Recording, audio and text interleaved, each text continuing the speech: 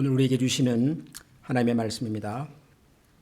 마가복음 신약성경 마가복음 1장 9절에서 11절까지를 먼저 다 같이 세 절을 같이 한번 봉독하도록 하겠습니다. 마가복음 1장 9절에서 11절을 다 같이 읽겠습니다. 그 무렵에 예수께서 갈릴리 나사렛으로부터 오셔서 요단강에서 요한에게 세례를 받으셨다. 예수께서 물 속에서 막 올라오시는데 하늘이 갈라지고 성령이 비둘기같이 자기에게 내려오는 것을 보셨다. 그리고 하늘로부터 소리가 났다. 너는 내 사랑하는 아들이다. 내가 너를 좋아한다. 아멘. 한 곳을 더 보려고 합니다. 창세기 1장 1절과 2절. 지난주에 우리가 살펴본 말씀입니다마는 창세기 1장 1절과 2절도 같이 한번 다시 다 같이 읽겠습니다. 태초에 하나님이 천지를 창조하셨다. 땅이 혼돈하고 공허하며 어둠이 깊음 위에 있고 하나님의 영은 물 위에 움직이고 계셨다. 아멘. 오늘 제가 두 가지 본문을 읽었는데요. 이제 설교를 하다가 설명을 드리겠습니다마는 이유가 있어서 그렇습니다. 먼저 마가복음 그 1장에 나오는 내용은 예수님께서 세례를 받으시던 예수님께서 세례 받으시던 장면에 관한 기록이지요. 예수님이 세례를 받았다 그러면 어떤 분들은 이해를 잘 못하십니다. 왜냐하면 세례는 이제 우리가 우리의 죄를 고백하고 죄를 씻는 그런 예식이잖아요. 그래서 세례 받는 모든 사람들이 반드시 하는 것이 저는 죄인입니다. 저는 이제 예수님의 은혜로만 살겠습니다. 이런 신앙의 고백을 하잖아요. 그런데 예수님께 무슨 죄가 있습니까? 예수님 무슨 죄가 있어서 예수님이 세례를 받아야 될까요? 그래서 예수님이 세례를 받았다 그러면은 언뜻 이해를 못 하시는 분들이 많습니다. 사실 저도 그랬고요. 저도 성경을 읽다가 처음에 예수님이 세례를 받았다? 예수님 왜 세례를 받지? 세례는 나 같은 죄인이나 받는 건데 그런 생각이 많이 들었거든요. 그런데 이 세례라고 하는 것이 가지는 가장 기본적인 의미는 죄를 씻는다는 것도 있지만 다시 태어난다 그런 뜻이 있습니다. 세례란 예수님 안에서 우리의 옛사람, 옛 모습, 죄인의 과거가 다 죽고 이제 다시 태어났습니다. 이런 의미가 세례가 가지고 있는 가장 기본적인 뜻입니다. 그래서 원래 세례는 물속에 들어갔다 나오는 것이 세례였습니다. 그렇죠? 지금도 침례교회에서는 세례는 반드시 교회당 안에 보면 제가 지금 설교하고 있는 강단 뒤편에 세례를 베푸는 공간이 따로 있습니다. 그리고 그 위에 들어가서 거기는 물이 차 있는 어떻게 보면 좀 욕조같이 생겼는데요. 거기 실제로 사람이 들어가서 물속에 잠겼다가 다시 나오는 침수 침례를 베풉니다. 그것이 가장 정확한 성경적인 세례라고 믿기 때문입니다. 침례교 신자들은. 우리 장로교를 비롯해서 다른 기독교에서는 역사적으로 원래 침례를 그렇게 베풀었으나 역사적으로 모든 사람들이 다 침례를 베풀 수 있는 환경이 못 될 수도 있기 때문에 침례와 세례의 기본적인 의미를 살려서 물을 뿌리는 것으로도 대신해 왔습니다. 역사적으로. 그래서 우리는 세례를 베풀 때 침수, 침례까지는 하지 않고 물을 뿌리죠. 머리 위에다가 물을 뿌립니다. 그러나 의미는 똑같습니다. 우리는 물에 잠겨서 옛사람이 죽었고 그리고 물 위에서 다시 나옴과 함께 새로운 사람, 새로운 생명, 새로운 인생이 시작되었습니다 하는 것을 보여주는 것이 그게 세례 예식의 의미입니다. 예수님께서도 그러신 거죠. 예수님께서 무슨 죄가 있어서가 아니라 뭔가 새로운 시작에 대한 메시지를 가지고 있기 때문에 우리는 예수님께서 요단강에서 세례 받으셨던 그 장면을 세례라는 이름으로 부르는 겁니다. 아, 뭔가 새로운 것이 시작되고 있구나 하는 것을 보여주기 때문에 그렇습니다. 그런데 이 마가복음 1장에 나오는 예수님께서 세례를 받으시는 이 장면을 이렇게 잘 들여다보면 굉장히 흥미로운 내용이 있습니다. 뭐가 흥미롭냐 그러면 여러분 다시 제가 9절부터 읽어보겠습니다. 그 무렵에 예수께서 갈릴리 나사렛으로부터 오셔서 요단강에서 요한에게 세례를 받으셨다. 어디서 받았다고요? 요단강. 10절에 보면 예수께서 물속에서 막 올라오시는데, 그러니까 제가 설명을 드렸죠. 예수님께서 요한에게 세례를 받을 때 물속에 들어가신 겁니다. 물속에 잠기신 거죠. 그리고 물 밖으로 다시 올라오시는 그 순간에 무슨 일이 일어났습니까? 하늘이 갈라지고 성령이 비둘기같이 자기에게 내려오는 것을 보셨다. 하늘이 열리고 뭔가 하늘에서 신비로운 현상이 있었던 거죠. 그리고 그 하늘에서 뭐가 내려왔어요? 뭐가 내려왔어요? 뭐가 내려왔습니까? 대답을 빨리 안 하시는 이유가 있습니까, 여러분? 몰라서 그렇습니까? 자신이 없어서 그럴까? 아니면 김 목사가 뭔지 모르지만 뭔가 여기에 함정을 넣는 것 같아서 그렇습니까? 3번이죠. 성경에 보면 하늘이 갈라지고 성령이 비둘기같이 자기에게 내려오는 것을 보셨다 그랬어요. 많은 분들이 이것을 보고 성령님께서 비둘기 모양으로 내려오셨다라고 생각을 해요. 그래서 보통 그림을 그릴 때도 하늘에서 성령님 내려올 때 무슨 동물이 나와요? 비둘기가 나와요. 그죠? 그런데 성경을 잘 읽어보면 성령님이 비둘기로 변형돼서 내려왔다가 아니라 뭐라 그래요? 비둘기 같이 내려왔다 그랬어요. 비둘기 어떻게 내려옵니까? 보셨어요? 하늘에서? 하늘을 이렇게 빙빙 돌다가 뭐 먹이가 있든지 새끼가 있든지 뭐 쉬어야 되겠든지 어떤 이유가 있으면 날개를 치면서 내려오죠. 차분하게 내려오는 장면입니다. 성령님께서 마치 하늘에서 비둘기가 내려오듯이 내려왔다는 거예요. 그러니까 뭔가 하늘에서부터 신비한 어떤 힘이랄까요? 느낌이랄까요? 능력이랄까요? 이런 것들이 그 예수님 위에 머무는 것을 봤다 그 말이에요. 이해가 되시죠? 자, 그런 다음에 무슨 일이 일어났습니까? 11절에 보니까 하늘로부터 소리가 났다. 소리가 났대. 뭐라고요? 너는 내가 사랑하는 아들이다. 나는 너를 기뻐한다. 그런 소리가 들렸어요. 자, 보세요. 예수님께서 요단강 물속에 있습니다. 하늘에서 성령님께서 내려오셨어요. 그와 함께 하늘에서 소리가 들렸어요. 너는 내가 사랑하는 아들이다. 어디서 좀 들어본 것 같지 않습니까? 물이 있고 성령님이 계시고 소리가 들리고. 우리가 지난주에 창세기 1장에 나오는 하나님의 창조에 대한 이야기를 살펴봤습니다. 기억나시죠? 성경이 제일 먼저 하나님의 창조에 대한 이야기를 하고 제일 마지막에도 창조에 대한 이야기를 하고 성경이 우리에게 가르치는 가장 중요한 이야기가 하나님의 창조에 대한 이야기입니다. 그 얘기 기억나시죠? 근데 하나님께서 창조하시던 장면을 볼까요? 창세기 1장 1절과 2절. 제가 그래서 읽은 겁니다. 1절에 태초에 하나님이 천지를 창조하셨다. 땅이 혼돈하고 공허하며 어둠이 깊음 위에 있고 하나님의 영은 물 위에 움직이고 계셨다.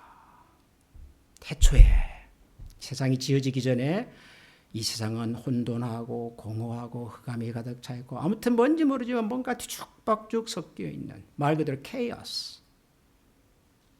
그런데 그때 누가?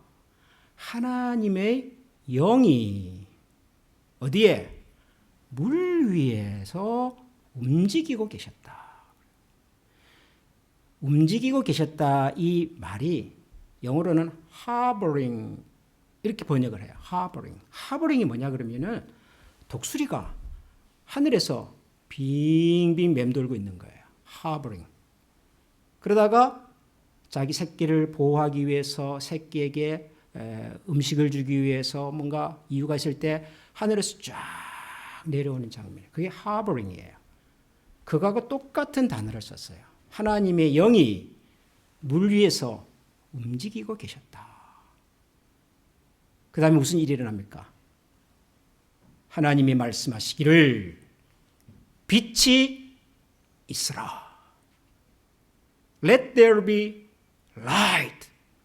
하나님의 음성이 들렸어요. 그러자 빛이 나왔습니다. 빛이 등장을 했습니다. 뭐가 있어요?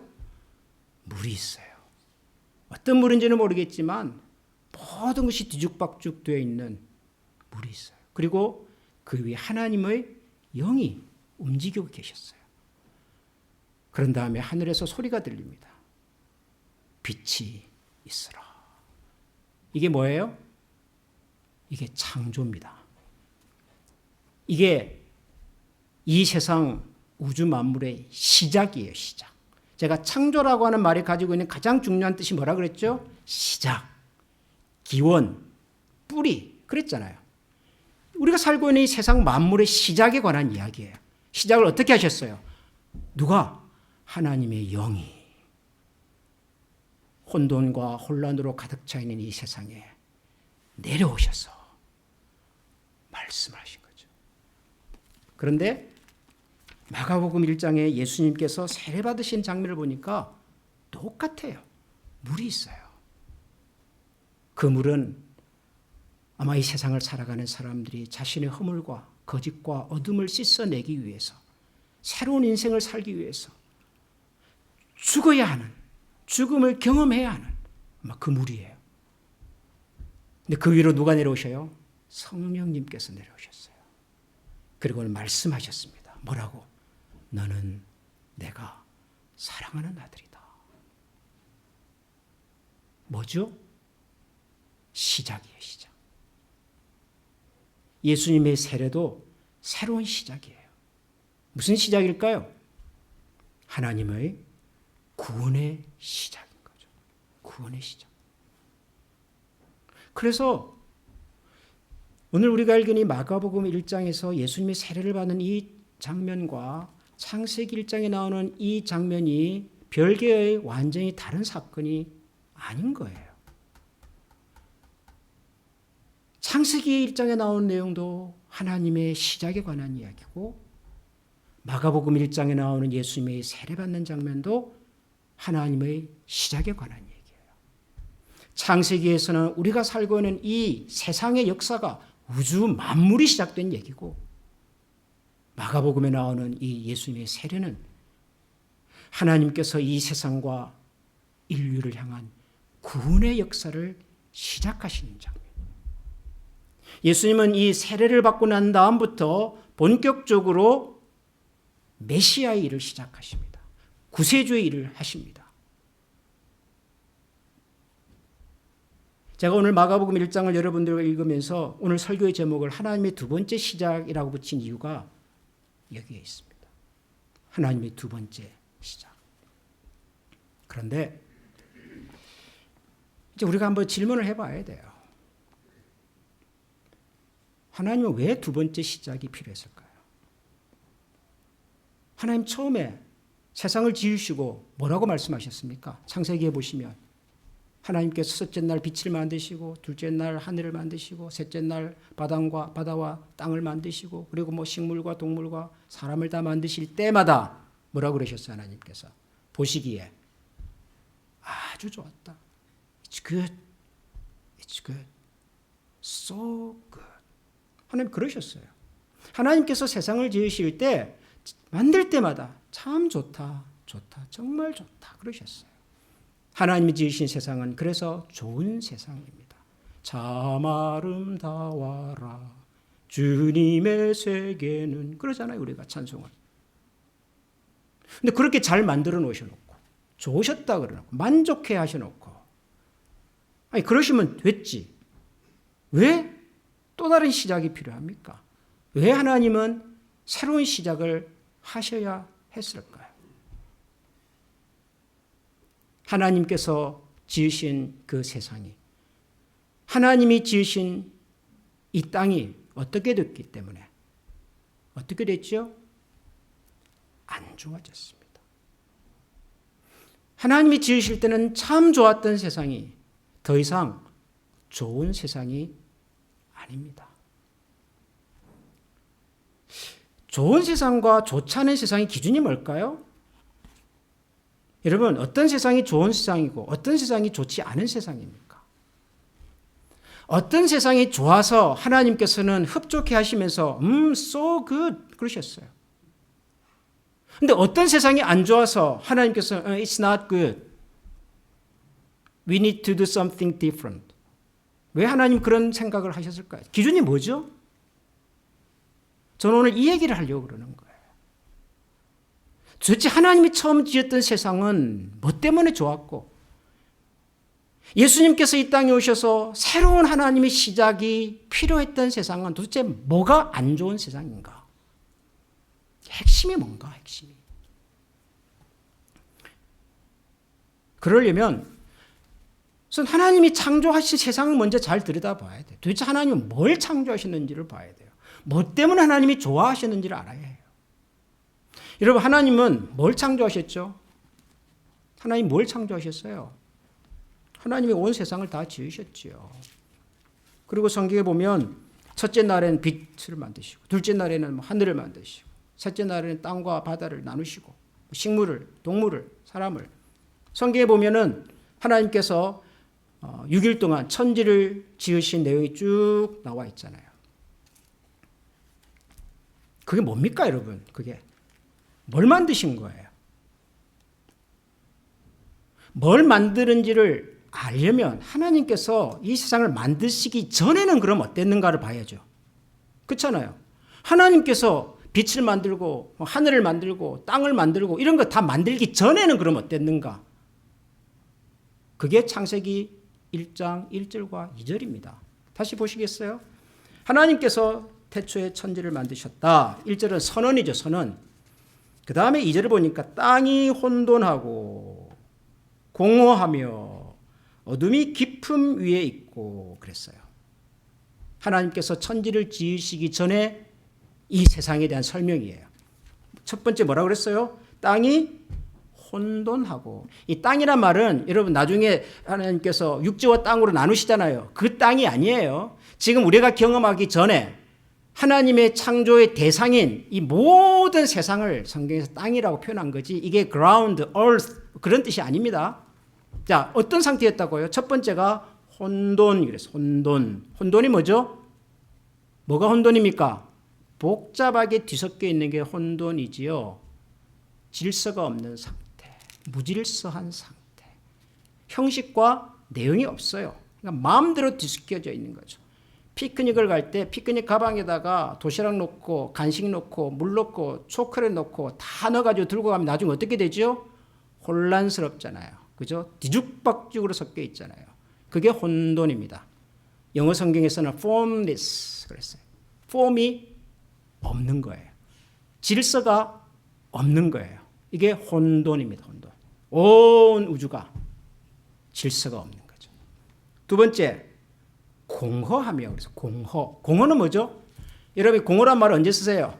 아, 목사님, 요즘 제 마음이 가을을 타는가 봐요. 왠지 모르게 좀 화전합니다. 그러잖아요. 그게 뭐죠? 공허감이죠. 공허감. 없는 거예요. 뭐가 없어요? 내용이 없는 거예요. 내용이. 그래서 이 공허란 말을 영어로는 emptiness, 비었다 그런 뜻이에요. 없어요. 형식도 없는데 내용도 없어요. 그 다음에 세 번째가 뭐죠? 흑암이, 어둠이 깊음 위에 있고 그랬어요. 어둠이 뭐죠? 어둠? 자, 제가 힌트를 드리겠습니다. 혼돈이라고 하는 것은 형식이 없는 겁니다. 공허라고 하는 것은 내용이 없는 겁니다. 그러면 어둠은 뭘까요? 빛이 없는 거죠. 빛이 없는. 여러분, 이 빛도 지금 우리가 생각하는 빛을 생각하시면 안 돼요. 우리가 생각하는 경험하는 빛은 어디서부터 오는 빛입니까? 여러분 우리가 지구에 사는 이 사람들이 경험하는 빛은 어디서부터 오죠? 태양빛이죠. 태양빛. 그렇잖아요. 근데 태양은 하나님의 창조 순서에 따르면 언제 만들어지죠? 첫째 날 그 빛입니까? 아니에요. 태양, 달, 별들은 넷째 날 만들어집니다. 그러니까 이 빛은 태양빛이 아니라는 얘기예요. 제가 오늘 좀 이상한 얘기를 막 하는 것 같으니까 여러분들이 굉장히 지금 혼란스러울 수 있는데요. 성경이 말하는 이 빛이라고 하는 것은 쉽게 말하면 우리가 생각하는 태양 에너지에 대한 빛이 아니에요. 하나님께서 뭔가를 시작하실 때 강력한 힘과 능력을 가지고 있는 빛이에요. 이 빛은. 그 빛이 없던 거죠. 그걸 흑암이라 그랬어요. 그럼 질서도 없어요. 내용도 없어요. 빛도 없어요. 그걸 뭐라 그럽니까? 아무것도 없는 상태. 아무것도 없는 상태. 그 어떤 움직임도, 그 어떤 기력도, 그 어떤 현상도 경험되지 않는 상태. 그걸 뭐라 그러죠? 성경에서는? 그걸 죽음이라고 그래요. 죽음. 무의 상태, 아무것도 없는 상태, 그 어느 것도 경험되지 않는 상태. 죽음. 그 위에 누가 오셔요? 하나님이 오셔요. 근데 성경은 그분을 하나님의 영 그랬어요. 하나님의 영.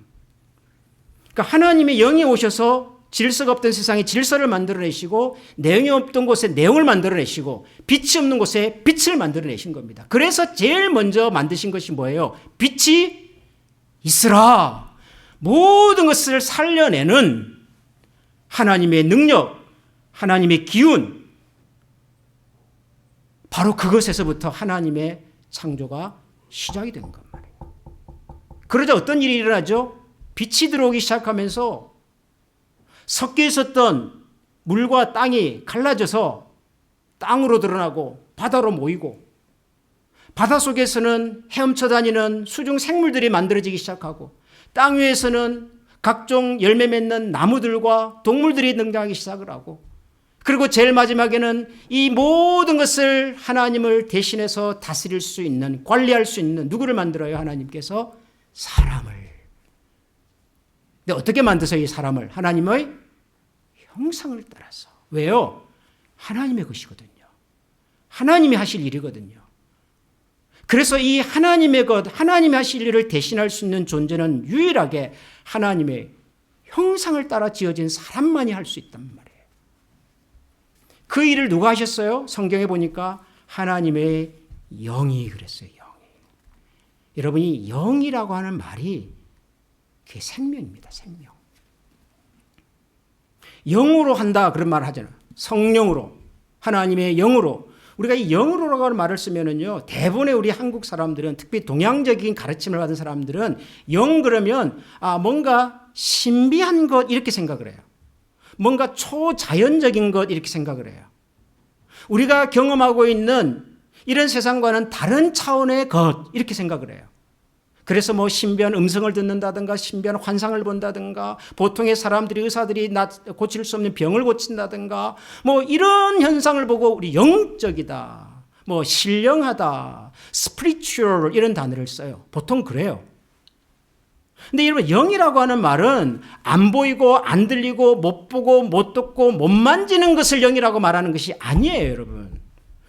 창세기에서 하나님의 영이 수면 위에서 움직이는 것을 봤어요.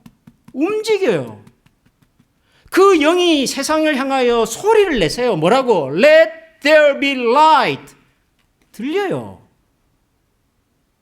예수님께서 세례를 받으실 때 성령님께서 하늘에서 어떻게 내려와요? 비둘기 같은 모양으로 내려오셨대요. 비둘기라는 말이 아니라 비둘기같이 혹은 독수리같이 새들이 하늘을 날다가 내려오듯이 잠잠히 내려오는 것을 본 거예요. 마가는. 그리고 뭘 들었어요? 너는 내가 사랑하는 아들이다. 누가 하신 말씀인데요? 하나님께서 영으로.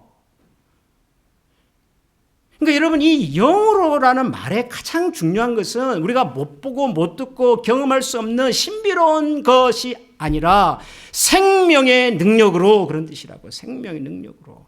영이라고 하는 말이 구약 성경에서요. 생명이에요. 생명. 루아흐라고 하는 이 히브리어 단어는요. 숨이에요. 숨. 창세기 2장에 하나님께서 인간을 만드십니다. 어떻게 만드세요? 흙으로 막 빚으세요. 그런 다음에 어떻게 하셔요? 코에다가 뭘 불어넣으세요? 생명의 기운을 불어넣으셨다 그랬어요. 여러분 이걸 가지고 목사님 그럼 우리가 뭐 진흙을 빚어가지고 후하면 살아남이 그런 얘기가 아니라 하나님께서 인간을 만드시는 하나님의 창조의 행위를 성경은 그렇게 설명한 거예요. 생명의 능력과 기운을 가지신 하나님으로부터 생명의 기운과 능력이 사람에게 트랜스퍼 됐다는 얘기예요. 생기를 불어넣어 줬더니 사람이 어떻게 됐어요? 성경에 보면 살아있는 생명체가 됐다 그런다.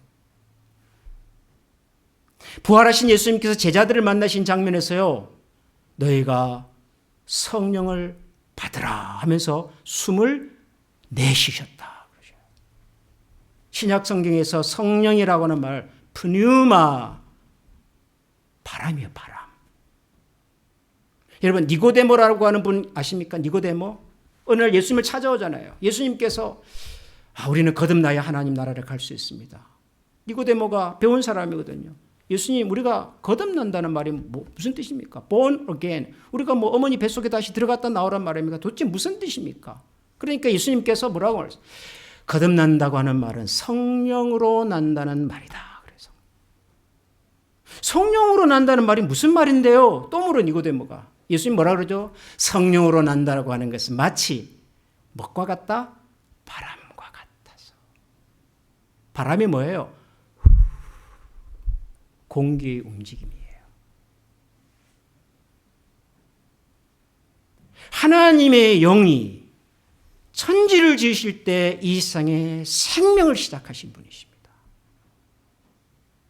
예수 그리스도께서 이 땅에 오셔서 메시아 일을 시작하실 때 하나님께서 예수 그리스도에게 생명의 능력으로 임재해 주셨어요. 그래서 우리는 예수 그리스도를 뭐라고 믿어요? 누구든지 그리스도 예수 안에 있으면 새로운 피조물이다 그러잖아요. 새로운 생명.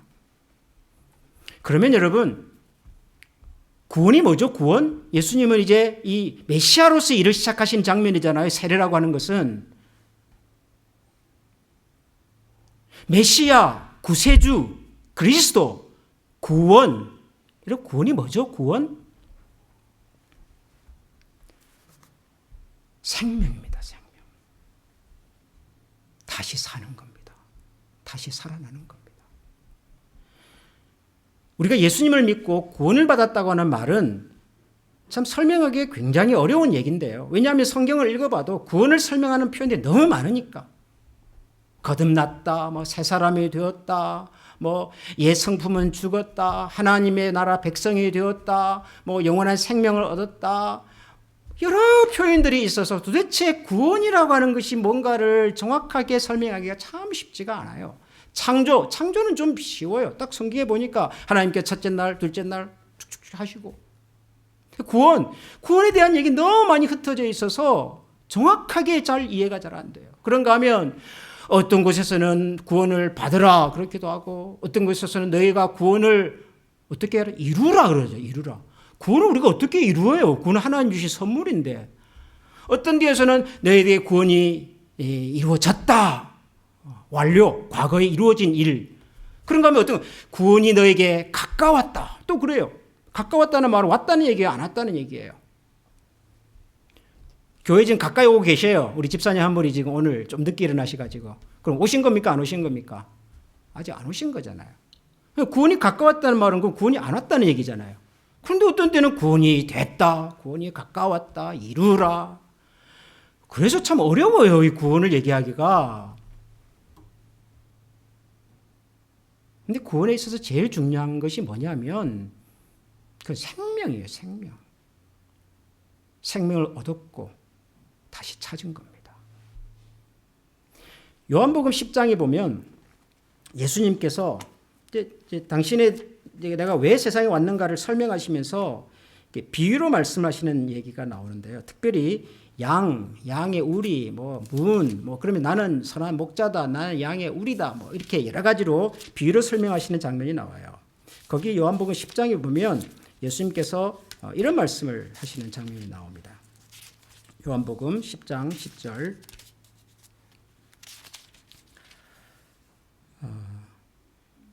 9절부터 읽으면 나는 문이다. 누구든지 나를 통하여 들어오면 구원을 얻고 그랬죠. 구원을 얻고 드나들면서 꼴을 얻을 것이다. 도둑은 다만 훔치고 죽이고 파괴하려고 오는 것뿐이다. 나는 양들이 생명을 얻고 또 더 넘치게 얻게 하려고 왔다. 예수님 그렇게 말씀하셨어요. 나는 양의 문인데 나를 통해서 구원을 얻는다. 근데 구원을 어떻게 설명하냐 그러면은 생명을 얻고 더 넘치게 얻게 하려고. 이것이 구원이랍니다. 그럼 여러분 구원은 두 가지가 있다는 것을 알 수 있어요. 첫 번째가 생명을 얻는 거예요. 얻는 거. 생명이 없던 사람이 생명을 얻는 겁니다. 죽었던 사람이 살아나는 거죠. 무에서 유가 만들어지는 거죠. 하나님을 몰랐던 사람이 하나님을 알게 되는 거죠. 얻는 겁니다. 생명을 얻는 것. 아마 저와 여러분들이 다 그런 의미에서 구원을 받았다, 얻었다라고 말할 수 있어요. 그렇죠? 여러분들이 다 예수 그리스도가 나의 구주입니다라고 신앙을 고백하셨다면 여러분은 생명을 얻은 사람입니다. 하나님만 아시겠지만 적어도 예수님의 말씀에 의하면 그렇게 말할 수 있습니다. 그러나 또 하나가 있어요. 뭐죠? 얻고 그 다음에가 뭐죠? 더 풍성하게 얻기 하기 위해서다. 요거는 뭘까요? 모든 사람들이 다 풍성하게 얻은 건 아니에요. 어떤 분은 여기에서 이제 갓 생명을 얻은 분이 계셔요. 마치 어머니 뱃속에서 이제 갓 태어난 어린아이처럼. 그러나 갓 태어났어도 그 아이는 살아있는 생명체죠. 인격체죠. 사람이죠. 그러나 어떤 사람은 세월이 흘러서 20년, 30년 세월을 살면서 혹은 60년, 70년을 살면서 세상을 살면서 많은 것들을 경험하고 많은 것들을 알고 깨닫고 이전의 나의 모습보다 훨씬 더 성숙한 모습으로 여유 있는 모습으로 그렇게 살아가는 분들이 있습니다. 뭐죠? 풍성하게 인생을 사는 거죠. 이해가 되십니까? 모든 사람들이 다 풍성하게 인생을 사는 것은 아니에요. 어떤 사람은 이제 갓난의 수분으로 살아가는 그런 생명을 가지고 사는 사람이 있는가 하면 어떤 사람은 예수 그리스도 안에 약속된 풍성한 하나님의 은혜를 누리고 사는 사람들도 있어요. 이게 다 뭐예요? 이게 다 구원이에요. 핵심은 뭡니까? 생명이라고 해요. 생명을 얻고 그 생명을 더 풍성하게 누려가는 과정과 삶을 구원이라 그런단 말이에요. 그걸 예수님께서 시작해 주셨다는 거예요. 그거 하려고 예수님이 오셨고 그거 하기 위해서 예수님이 세례를 받으셨고 그것을 시작하는 현장에 하나님의 영이 오신 거예요. 공식적으로 그 일을 시작하신 겁니다. 하나님께서. 여러분 구원을 받으셨습니까? 예, 나는 구원을 받았습니다. 풍성하게 누리고 계십니까? 잘 모르겠어요. 그런 분들에게는 구원이 가깝다라고 말할 수 있는 거예요. 내가 예수를 모른다, 하나님과 상관이 없다가 아니라 내가 하나님의 백성이 되었고 예수 그리스도 안에서 새롭게 태어났으나 예수님께서 우리에게 약속하신 이 풍성한 구원의 감격과 은혜를 충분히 누리지 못하고 있어 구원이 가깝다. 그렇게 표현을 하는 거예요. 우리가 무슨 수로 구원을 이룹니까? 구원은 하나님께서 우리에게 주신 절대적인 선물인데요. 그러나 예수 그리스도 안에 있는 이 풍성한 생명의 은혜를 누리는 과정 속에서는요, 힘써 이루어 가야 할 내용이 있는 거예요. 여러분 오해하지 마시고 들으시기 바랍니다. 목사님들이 여러분들에게 같이 기도합시다. 성경을 읽읍시다. 교회 나오셔서 같이 예배합시다. 왜 그럴까요? 여러분 왜 그런다고 생각을 하세요? 아니 목사님들이 뭐 여러분들을 귀찮게 하고 힘들게 만들고 까다롭게 만들고 뭐 그것을 무슨 인생의 사명으로 뭐 삼고 사는 사람들입니까? 아니 목사님 우리도 좀 쉽시다. 우리도 좀 월요일부터 그냥 토요일까지 열심히 일하다가 주일 하루 좀 겨우 좀 시간 있는데 아니 그 시간까지 교회 나오라고. 우리는 도대체 여러분 목사님들께서 여러분의 그런 형편을 몰라서 우리가 다 하나님의 자녀가 되었다면 하나님께서 약속하신 그 구원의 은혜와 감격과 선물을 풍성하게 누리기를 원하는 거예요. 풍성하게. 아니 우리가 언제까지 신앙의 초보 단계에 머물러 가지고 겨우겨우 주일 예배 와서 목사님 예배 시간에 설교 주시는 그 설교 말씀 한번 듣고 그것으로 만족하고 아니 우리가 언제까지 그렇게 살아야 되겠냔 말이에요. 언제까지. 성경은 예수님께서 나는 구원으로 들어가는 문이다. 나를 통하여 양들이 생명을 얻고 더 풍성하게 얻기 위해서 왔다고 예수님이 말씀하시는데 아니 그 예수님께서 이 안에 계시는데 왜 그 예수님에 대해서는 문을 닫아놓고 눈을 감고 아니 예수님의 발끝도 못 미치는 김 목사 설교 하나에 여러분의 인생을 걸고 사냔 말이에요. 이게 너무 아쉬우니까. 목사님한테 가서 축복 기도해 주십시오. 목사님 우리 아이를 위해서 기도해 주십시오. 아주 당연히 하죠. 좋은 일인데요. 그러나 예수님께서는 누구든지 내 음성을 듣고 내 문을 열면 두드리면 내가 그에게로 들어가서 그와 더불어 먹고 그는 나로 더불어 먹으리라 그러셨잖아요. 아니 김 목사한테 똑똑똑똑 하지 마세요. 저도 때로는 힘들어요. 아니 예수님께서 하시죠. 예수님 누구든지 내 음성을 듣고 두드리며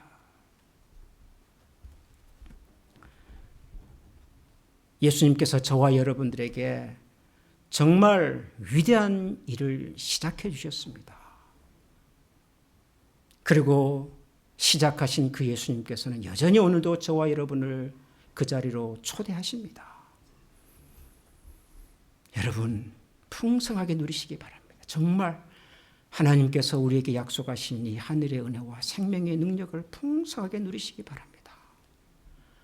그 어떤 것도 우리를 넘어지게 만들고 우리를 사라지게 만들고 우리의 마음에 좌절과 낙심과 어둠을 갖게 만드는 것은 다 적그리스도적인 것입니다. 여러분 무엇이든지 간에 우리를 살리고 누군가를 살리고 우리에게 새 힘을 주고 누군가에게 새 힘을 주고 죽어가던 땅에 푸릇푸릇한 새싹을 만들어내고 아무것도 없는 땅 속에서 붉은 꽃이 피어나게 만들고 세상에는 소망이 없지만은 사람들의 얘기를 들어보면 희망이 없지만은 나라의 지도자들이 하는 짓을 보면 희망이 없지만은 예수 그리스도 안에는 희망이 있고 생명이 있고 소망이 있기 때문에 오늘도 우리가 이 하나님 앞에 나와서 예수 그리스도 안에 있는 이 생명의 은혜를 풍성하게 누리는 그런 우리 모든 합리 가족들이 될 수 있기를 주님의 이름으로 간절히 축원합니다. 여러분 이 시간 우리 한번 기도하십시다. 오늘 주신 이 말씀을 기억하면서 우리 같이 기도하십시다. 생명의 능력으로 이 땅에 오신 예수님, 우리를 살리기 위해서 이 땅에 오신 예수님, 그리고 우리를 살려주신 예수님 감사합니다.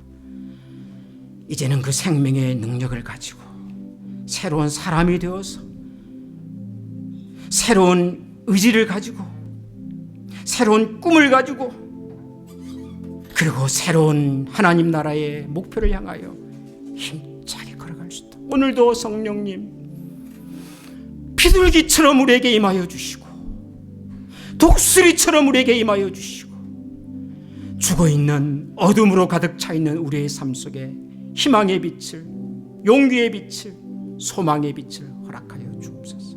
우리 이 시간에 이런 마음으로 한번 다 같이 기도하겠습니다. 기도합니다. 하나님 아버지 감사합니다. 주님의 은혜와 사랑을 저들에게 우리의 마음 소망을 주옵소서. 주님의 하나님 있음을 그 주님의 은혜와 그 주님의 있음 하나님 우리가 주님을 바라보고 주님을 찾으 주님을 바라볼 수 있도록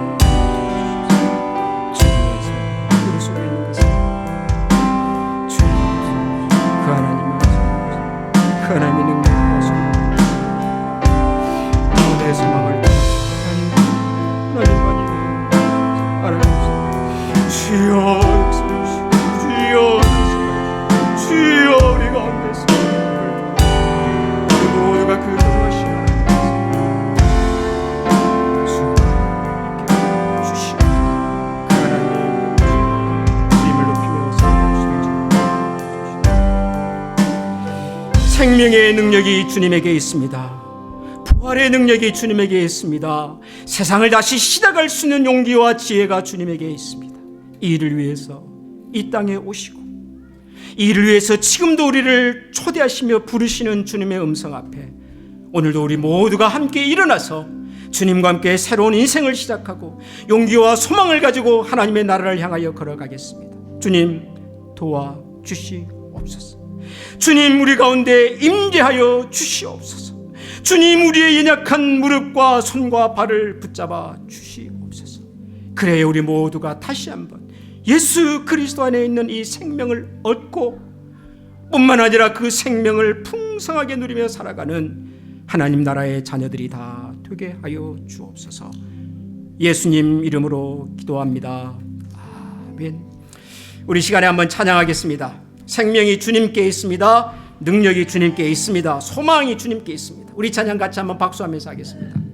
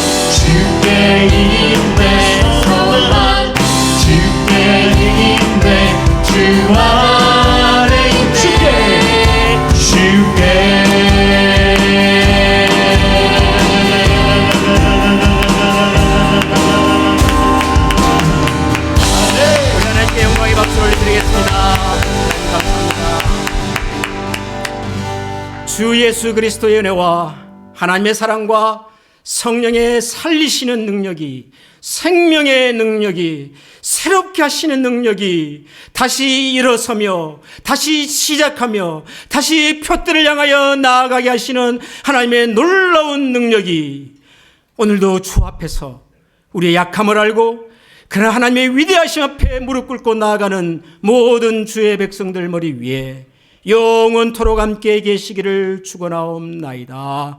아멘.